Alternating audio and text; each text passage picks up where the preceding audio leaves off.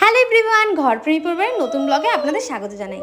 সকাল সকাল দিদি জামাইবাবু চলে আসাতে আমি আমার শাশুড়ি মাকে হেল্প করে দিচ্ছিলাম তাতে ষষ্ঠীর জন্য।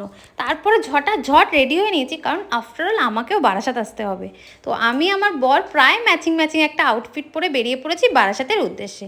অনেকটা দূরের রাস্তা বলে প্রায় 2.5 ঘন্টা লেগে গেছিলো আমাদের। তখন 2টো বেজে গেছে।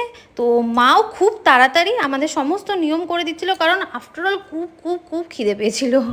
তো মা, জিম্মা, কাকিমা আমাদের আশীর্বাদ করার পরেই শুরু হলো আমাদের মধ্যাহ্ন ভোজন। মা যে কত আয়োজন করেছে আমি তো দেখে অবাক, কিন্তু এত লোভ লাগছিল। কিন্তু আফটারঅল জামাই ষষ্ঠী বলে কথা, সো জামাই তো ফার্স্ট প্রায়োরিটি, আমাদের কোনো প্রায়োরিটি নেই, আমরা পরে খেয়েছি। বিকেল হতে না হতে আমি, বাবা, বোন সবাই মিলে চা খেতে বেরিয়ে পড়েছিলাম। আর সেই সময় অসাধারণ ওয়েদার, কারণ বৃষ্টি পড়ছিল। সব মিলিয়ে দিনটা অসাধারণ কেটেছে।